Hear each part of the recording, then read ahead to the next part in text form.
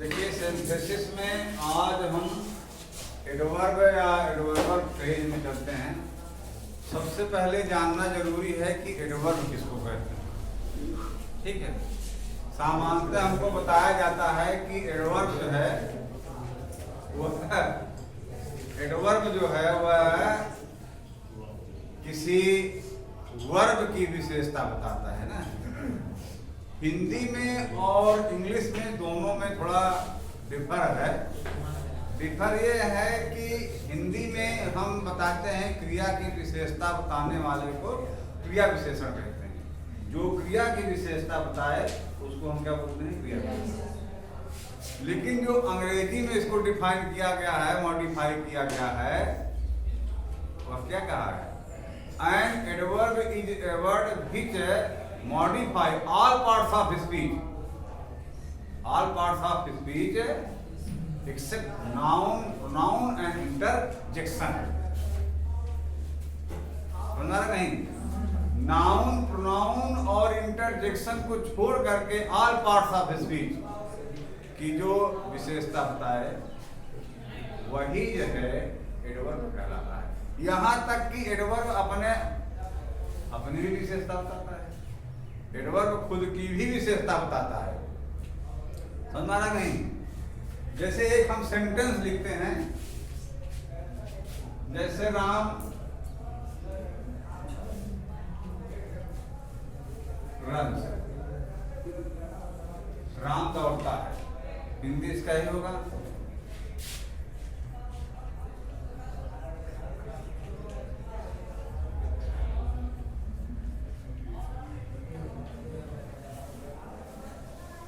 राम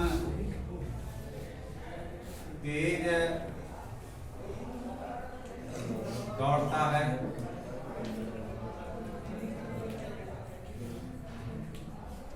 राम बहुत तेज दौड़ता है। यहां पर 3 सेंटेंस हैं। चलो ये तो इंग्लिश हो गया, ठीक है, ये वाला आपका इंग्लिश हो गया, और यह राम दौड़ता है हिंदी सेंटेंस है, राम तेज दौड़ता है ये भी हिंदी सेंटेंस है, और राम बहुत तेज दौड़ता है ये भी क्या है, हिंदी में है। अगर जो है हम इसका अनुवाद करते हैं, अगर इसका हम अनुवाद करते हैं तो क्या जाएगा, ये ऊपर लिखा गया है राम राम तेज दौड़ता है। दौड़ता है कैसे दौड़ता है? अच्छा, जो तेज शब्द है वह राम के बारे में कह रहा है या दौड़ना के बारे में कह रहा है? दौड़ना के बारे में। या दौड़ना हमारा क्या है, वर्ब है ना, तो वर्ब की जो विशेषता बताए that is called verb.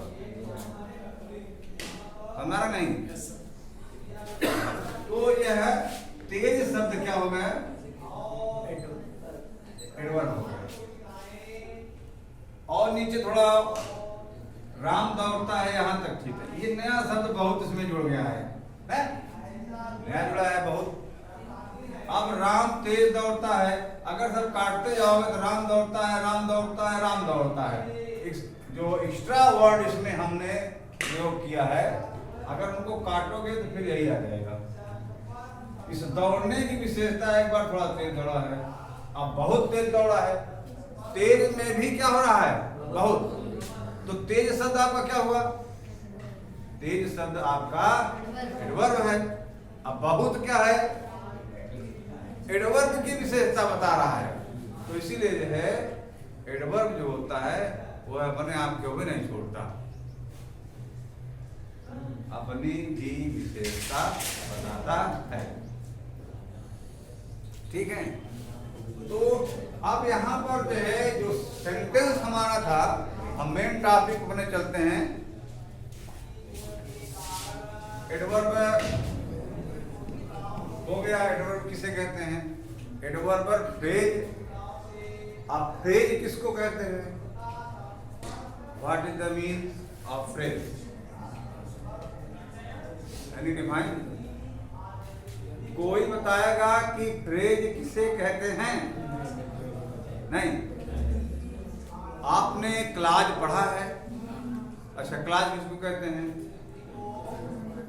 Clause किसको कहते हैं? देखो, समस्या यही है, हम दोहराना नहीं चाहते, न तो दोहराना चाहते हैं और न ही हम दिमाग को कंसंट्रेशन में रखना चाहते हैं।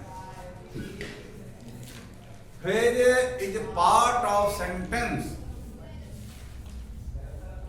Phrase is a part of sentence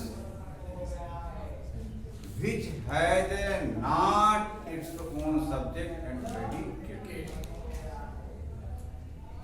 phrase जो होता है यह शब्दों का एक क्या होता है? समूह होता है। इसका न तो सब्जेक्ट होता है और न ही प्रेडिकेट होता है। वाक्य से निकाल दो ना निकले, जोड़ दो तो जुड़ता चला जाएगा और निकाल दो तो कोई मतलब नहीं होगा। भाई, हमारे सेंटेंस को पूरा होने के लिए हमको चाहिए क्या? सेंटेंस को पूरा होने के लिए सब्जेक्ट और वर्ब चाहिए। तो वर्ब के बाद हम ऑब्जेक्ट जोड़ रहे हैं, एडजेसेंट में जो भी जोड़ रहे हैं, अगर हम निकालेंगे तो निकल जाएंगे, जोड़ेंगे तो जुड़ जाएंगे। तो फ्रेज जो होता है वह क्या होता है? शब्द समूह होता है, उसका उसका सब्जेक्ट प्रेडिकेट नहीं होता है। और इसके इतर जो है, जो हमारा क्लाज है, क्लाज में क्या होता है? सब्जेक्ट और प्रेडिकेट होता है। क्लाज क्या होता है? किसी सेंटेंस का एक हिस्सा होता है। क्लाज जो होता है किसी सेंटेंस का हिस्सा होता है और उसमें सब्जेक्ट और प्रेडिकेट होता है, अर्थात एक सब्जेक्ट और एक finite verb. Clause is a part of sentence which has its own subject and predicate. दोनों में अंतर यही है। देखो, हम एक सेंटेंस लिखते हैं, जैसे Ram is singing a song. Ram is singing a song. चलो और थोड़ा देखते हैं। अगर राम इज सिंगिंग से काम चल जाए कोई दिक्कत है? फ्रेज की बात कर रहे हैं। राम इज सिंगिंग, कोई दिक्कत नहीं, हो जाएगा ना? अब ए शांत भाई आपका ऑब्जेक्ट है। भाई, फ्रेज कहते किसको हैं? फ्रेज में तो सब रहेगा, फ्रेज में तो सब रहेगा। भाई, सब समूह ही आपका फ्रेज है। और थोड़ा बढ़ा देते हैं, ठीक है? वर्ब की बात में, एडवर्ब की बात नहीं कर, मैं फ्रेज की बात कर रहा हूं। Ram is singing a song to sit on the wall. Ram is singing a song to sit on the wall. पढ़ाता चला जा रहा है। Ram is singing a song to sit on the wall पे तमाम जोड़ते चले जाओ। जब तक स्टॉप नहीं लगा दोगे तब तक चलता रहेगा। भाई, ठीक है, कोई दिक्कत नहीं है। दिक्कत यह है कि हम इसमें जो है और हम क्लास जोड़ते जाएंगे, क्लास जोड़ते जाएंगे ना। जब क्लास जोड़ेंगे तो सब्जेक्ट भी आएगा, वर्ब भी आएगा, सब्जेक्ट वर्ब चलता चला जाएगा। लेकिन यहाँ पर कोई मतलब नहीं, हमको ढूंढना कहाँ क्या? फ्रेज। फ्रेज मतलब शब्द समूह। हो गया ना? अब इतना जो है यहाँ से लेकर के यहाँ से लेकर के यहाँ से लेकर के, अगर इतना आप काटते हो तो सेंटेंस के सब्जेक्ट और वर्ब पर कोई प्रभाव नहीं पड़ेगा। भाई, जोड़ोगे तो जुड़ता चला जाएगा, काटोगे तो कोई दिक्कत नहीं है। जैसे ट्रैक्टर लेके जा रहे हो, टाली बनी है, बैठ जाओ टाली तो भी कोई दिक्कत नहीं, उतर जाओ तो भी कोई दिक्कत नहीं, समझना? ट्रैक्टर जा रहा है। तो फ्रेज किसे कहते हैं? फ्रेज किसे कहते हैं? शब्द समूह होता है जिसका सब्जेक्ट के वर्ब और सब्जेक्ट के सेंटेंस के सब्जेक्ट और वर्ब पर कोई प्रभाव नहीं पड़ता, हटाने या रखने से। हो गया ना? अब हम अपने टॉपिक पर चलते हैं। हमारा टॉपिक क्या है? एडवर्ब या एडवर्ब फ्रेज। समझना नहीं?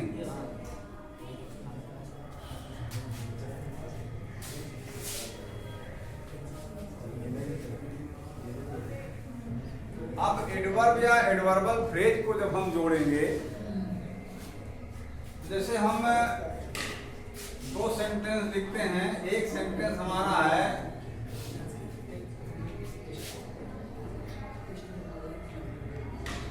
Ram goes to school.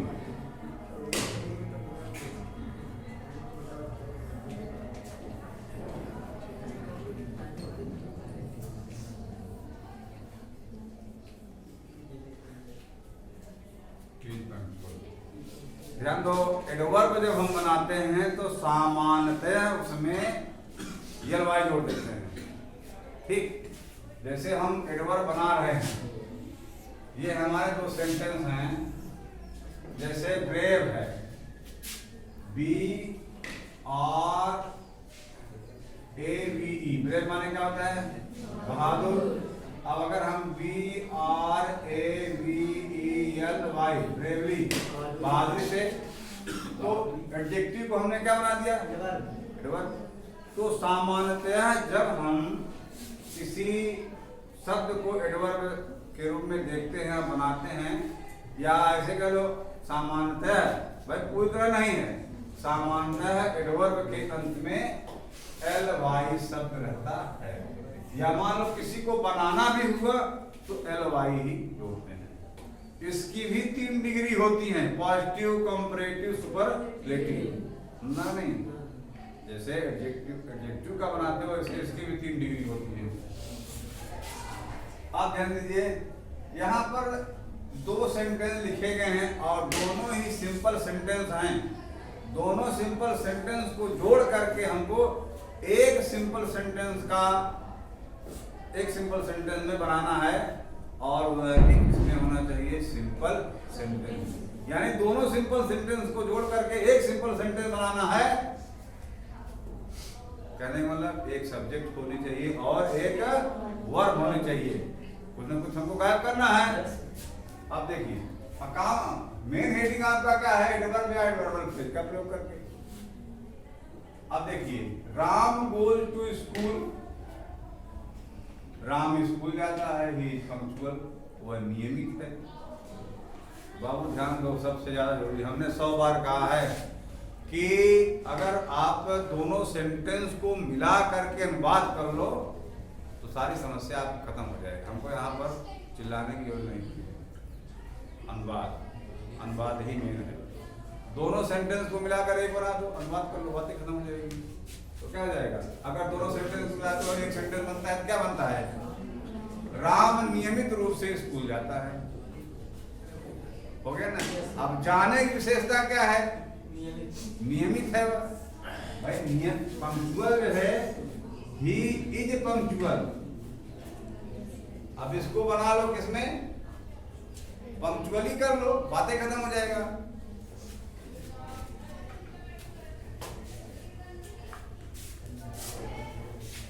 चलो कोई बनाएगा, और चलो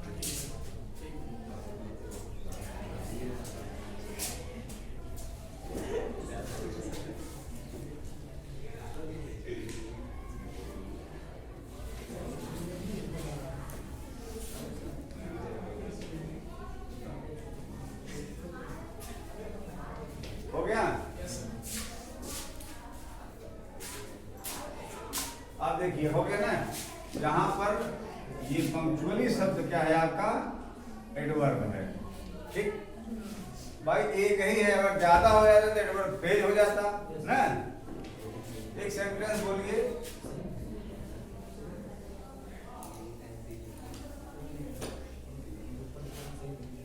हाँ बोलिए एक sentence. The student the STUDENT READ, read the book. एक सेंटेंस हो गया। दूसरा क्या है? ही रीड है कि रीड है?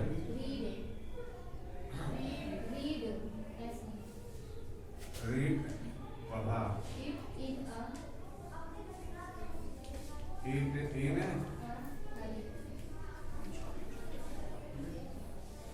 Student read. अच्छा पाठ कर दो, बातें खत्म हो जाएगी। हे रेड, उन्होंने इसको जल्दी जल्दी पढ़ा। अब हरी का हरिडली कर दो। हरी का क्या हो जाएगा भाई? हरी माना तो होता है जल्दी। हरिडली की स्पेलिंग, हरिडली की स्पेलिंग कौन बताएगा? बताओ प्रियंका। आई, देखो ये QRY ना, हरी का हरिडली होगा। फिर सही है।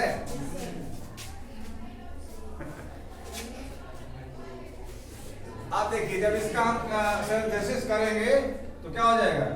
The student read the book हरिडली, या इन हरिडली कर दो।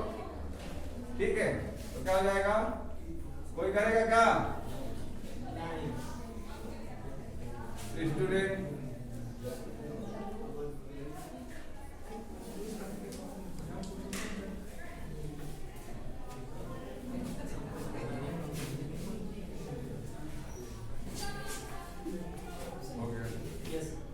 ठीक है। तो इस तरह आपको एडवर्ब है। अब यहाँ पर देखिए इनहेरिटली हो गया, तो इस तरह आप दो सेंटेंस को एक सेंटेंस में बदल सकते हो। ठीक, इस तरह एडवर्ब या एडवर्ब